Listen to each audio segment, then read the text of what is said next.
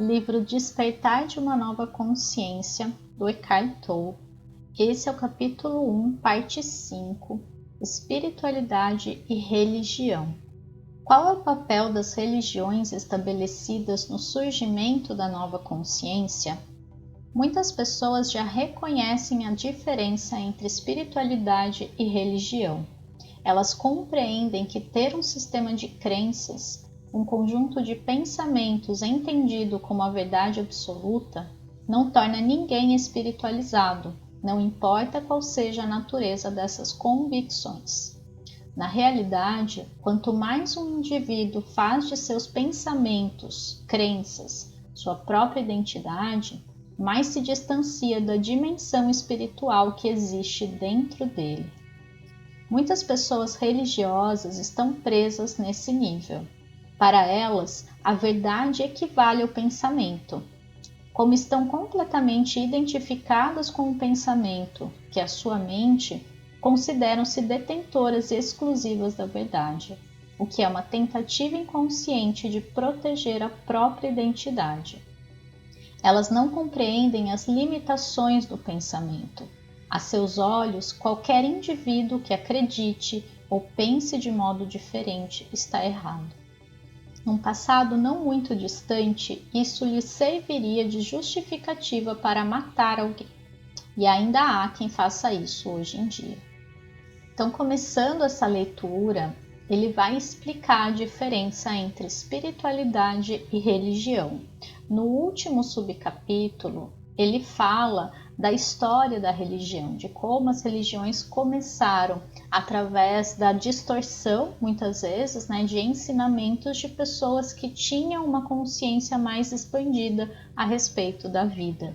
E aí criaram-se um sistema de crenças com regras, com dogmas, com maneiras de se comportar e pensar a respeito da vida, e todos aqueles que seguem esse sistema fazem parte dessa religião, e todos aqueles que não seguem ou que pensam de maneira diferente são, de certa forma, vistos como diferentes e, no pior dos casos, até mesmo como inimigos. É importante a gente ter clareza aqui sobre a diferença entre espiritualidade e religião, porque elas são muito confundidas. Mesmo quem não tem religião hoje, se considera uma pessoa agnóstica, tem de certa forma dificuldade em se conectar com a própria espiritualidade por conta disso, por fazer essa ligação de espiritualidade com religião. Na verdade, a religião é todo um sistema que engloba determinadas crenças, maneiras de ser e pensar a respeito de algo etéreo, digamos assim, de algo que não pertence à dimensão física. São as nossas convicções a respeito da realidade metafísica, digamos assim. Já a espiritualidade nada mais é que a nossa conexão com a consciência que nós somos e que está, de certa forma, vivendo uma experiência temporária aqui na Terra. É quando a gente sente essa conexão com tudo que existe. A gente simplesmente se conecta com uma sabedoria superior que, na verdade, faz parte da gente. É simplesmente ter consciência que somos um espírito vivendo uma experiência humana e material. Na verdade, essa é a minha visão, a minha percepção. Vamos continuar a leitura para ver o que o Eckhart Tolle, o autor, fala da visão dele. A nova espiritualidade, a transformação da consciência, está surgindo em grande parte fora das estruturas das religiões institucionalizadas. Sempre houve bolsões de espiritualidade, até mesmo nas religiões dominadas pela mente, embora as hierarquias formais tentassem eliminá-los por considerá-los uma ameaça. O fato de que a espiritualidade está aparecendo em larga escala fora das estruturas religiosas é algo inteiramente novo. No passado, isso teria sido inconcebível, sobretudo no Ocidente, terra das culturas mais controladas pela mente, onde a Igreja cristã detinha uma franquia virtual da espiritualidade. Ninguém podia falar a uma plateia sobre esse tema, nem publicar um livro sobre o assunto sem a autorização da Igreja, caso contrário, seria silenciado. Hoje em dia, porém, mesmo dentro de determinadas crenças e religiões, há sinais de mudança. Isso é confortador. Qualquer pessoa se sente grata pelos sinais de abertura, como foram as visitas do Papa João Paulo II a uma mesquita e a uma sinagoga. Aqui ele faz, de certa forma, uma analogia da religião à mente, a ideias preconcebidas, a estruturas muito ligadas à maneira mental de controlar a realidade, digamos assim, através de regras, de sistemas, e a espiritualidade há uma conexão maior com a consciência. Então acaba ficando subentendido aqui essa polarização, digamos assim, essa distinção básica entre religião e espiritualidade. E ele traz, esse despertar que está acontecendo, inclusive nas religiões, que estão se abrindo mais para a natureza espiritual que elas contêm, e não apenas a esse conjunto de regras fixas e extremamente dogmáticas, que acaba sendo imposta àquelas pessoas que acreditam nessa religião. Aqui é interessante eu trazer uma observação, um pouco mais pessoal, na verdade, do quanto a espiritualidade caminhou por muito tempo ligada à religião, como se ela só existisse dentro de uma religião. Nós todos, de maneira geral, fomos criados numa religião que nos foi imposta, de certa forma, pela nossa família. Com o tempo a gente pôde ir tendo as nossas próprias opiniões a respeito e decidimos ou não seguir nessas religiões. Mas eu percebo muito que o nosso ponto de encontro com a nossa própria espiritualidade se dava muito através da igreja e do sistema de regras, de crenças que ela nos impunha. Agora, eu percebo muito essa dissociação ultimamente, Por exemplo, eu mesma não tenho uma religião, eu cresci na igreja católica, como a maioria das pessoas, cristã, mas eu acabei me distanciando, passando por um processo de questionamento. E hoje eu pratico a minha espiritualidade no dia a dia, na minha meditação, na forma como eu penso, como eu trato as pessoas, cada vez mais consciente de que eu sou um espírito e cada vez mais buscando essa conexão total e completa, na maior parte do tempo, com a consciência maior que eu sou, Mas o que eu queria trazer, na verdade, a minha percepção é do quanto houve essa dissociação, mas de certa forma, ao mesmo tempo está acontecendo uma associação da espiritualidade à era capitalista que a gente está, do capitalismo selvagem, digamos assim, e do quanto a espiritualidade virou um mercado, virou uma área, digamos assim, onde as pessoas vendem os seus dons, os seus talentos, E eu não posso nem me isentar disso, porque eu também trabalho, de certa forma, com autoconhecimento, com espiritualidade, mas é interessante observar como depende muito de como a sociedade está, de certa forma, ancorada naquele espaço-tempo em que a gente olha para a espiritualidade e tenta lidar de uma outra forma com ela. Então esse movimento ele é importante, mas agora não dá para negar que a gente está passando por uma fase de mercantilização da espiritualidade. Eu acho que é só uma fase, para que a gente se liberte também dessa necessidade de ter esse outro para nos ajudar, para nos encaminhar, para nos salvar de certa forma. Eu percebo muito como um resquício ainda das religiões que colocou de certa forma essa ideia de que a gente precisava de salvação para os nossos pecados e de ajuda, de alguém de fora, de alguém maior e melhor que a gente. E eu acho que em algum momento, dentro da nossa escala de evolução pessoal, a gente ainda vai se libertar dessa necessidade e se conectar com a consciência maior que existe dentro da gente, que é quem a gente é de verdade. Mas isso é um processo e nós estamos passando por ele juntos e juntas nesse momento. Em parte como resultado dos ensinamentos espirituais que surgiram fora das religiões estabelecidas, mas também em decorrência da influência da antiga sabedoria do Oriente, um número cada vez maior de seguidores das religiões tradicionais tem sido capaz de deixar de lado a identificação com a forma, o dogma e um sistema de crenças rígido.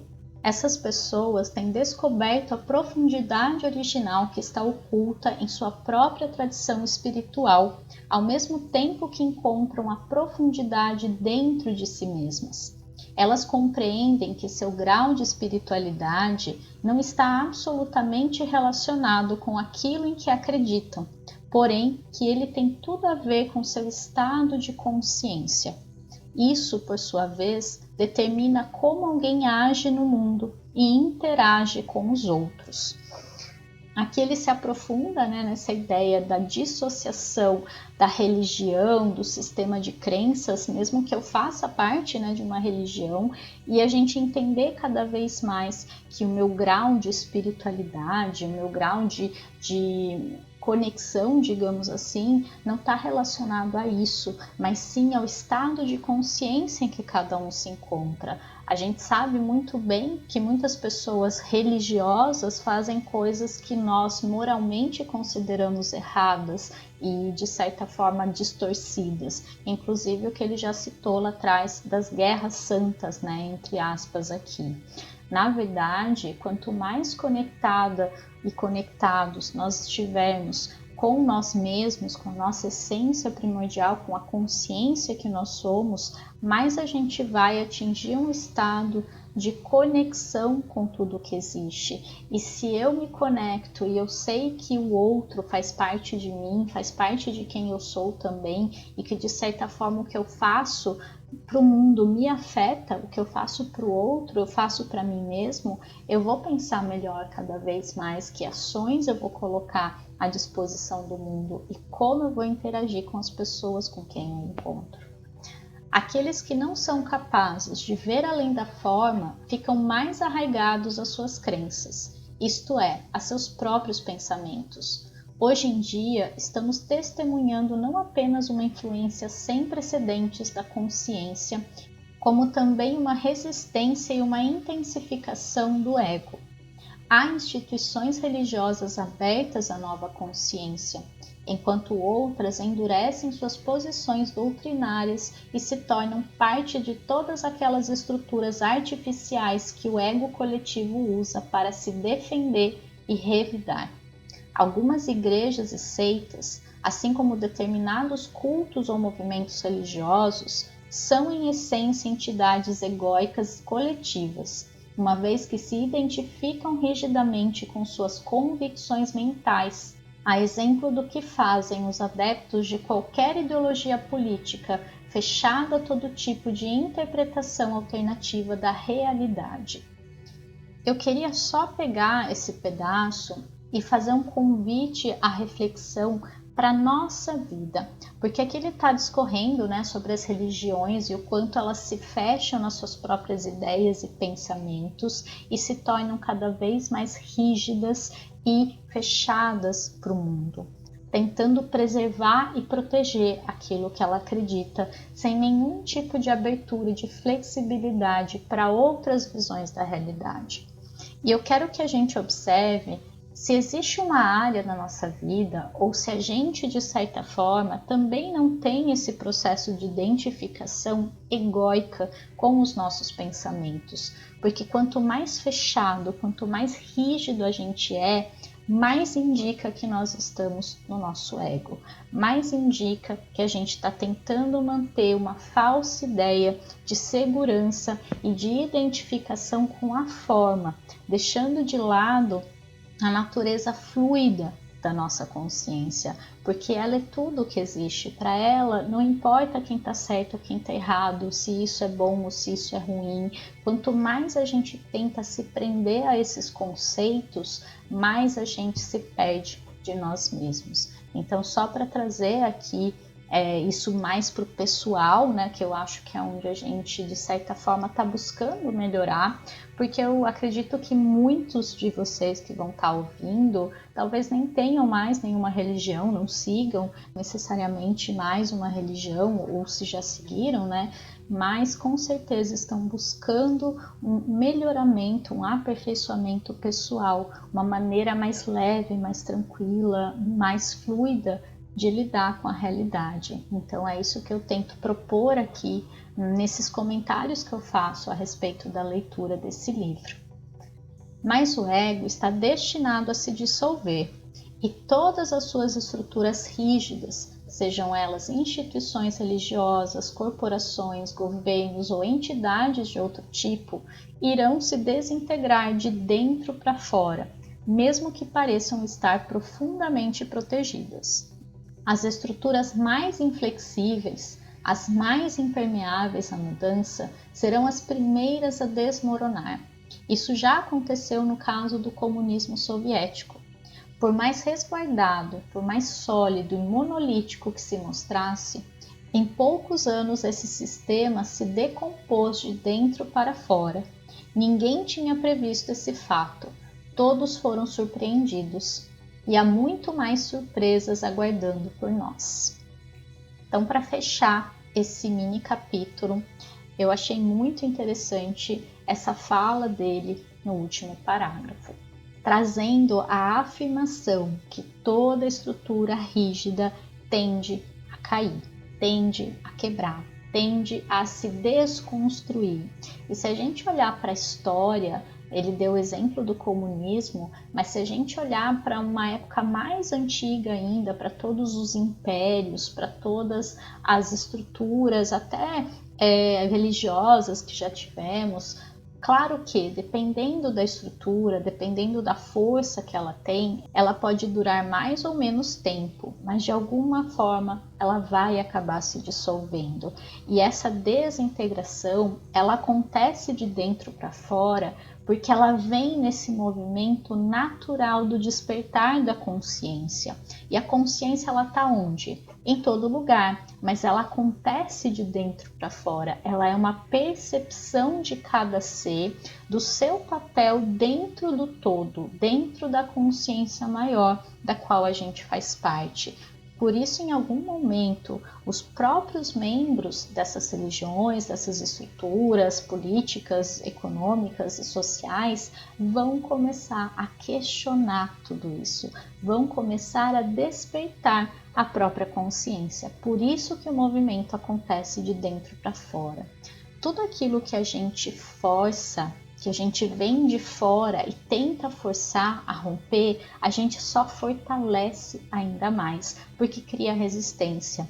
Então, enquanto a gente ficar forçando as coisas a romperem, a caírem, ou até mesmo num exemplo pessoal, a gente forçar uma pessoa a mudar, a gente vai estar fortalecendo o que a gente quer desconstruir, porque a gente vai criar resistência do lado de lá. Agora, quando a gente permite que as coisas fluam, que simplesmente a pessoa faça escolhas de acordo com aquilo que ela acredita, em algum momento ela mesma vai começar a se questionar, porque a consciência vai começar a despertar dentro dela. A melhor forma de fazer esse processo é despertando cada vez mais dentro da gente a nossa consciência, porque como um processo de vibração, isso vai reverberar a tudo e a todos a nosso redor. Então é de dentro para fora que os processos acontecem. Quando ele fala que há muito mais surpresas aguardando por nós, a gente já percebe que o capitalismo, por exemplo, a forma, né, o sistema econômico que a gente vive hoje, sobre o qual a gente está ancorado hoje em dia, a gente já percebeu que ele já chegou no seu ápice ou que ele já se encontra aí no seu estado máximo e a tendência é que tudo que sobe, desce. E que em algum momento essa descida, essa derrocada, essa ruptura vai começar a acontecer. Então, aqui uma percepção pessoal, né, até por conta desse despertar em massa que está acontecendo, as pessoas vão começar a questionar o papel econômico do dinheiro que hoje é colocado como a principal coisa nesse mundo, acima de qualquer outra coisa, acima muitas vezes de relações familiares, acima de coisas muito mais importantes. Então, sim, claro que não podemos negar a importância do dinheiro, mas ele é importante porque ele foi colocado dessa forma. E a gente, para fazer parte do sistema, é obrigado a concordar. É a mesma coisa que seguir uma religião. Se você quer fazer parte dela, você tem que dizer amém, né? Concordar para tudo que aquela religião diz. Se você começar a questionar, ou você vai ser excluído, ou você vai ter que sair. E a mesma coisa vai acabar acontecendo naturalmente com o sistema econômico que a gente está vivendo hoje, porque o despertar da consciência vai levar a gente a perceber que um sistema baseado em escassez, em competição, em exclusão, não vai levar a gente para um estado de unidade e de cooperação, de comunhão que a gente busca. Mas enfim, com essa reflexão, eu encerro aqui esse mini capítulo e a gente se vê no próximo.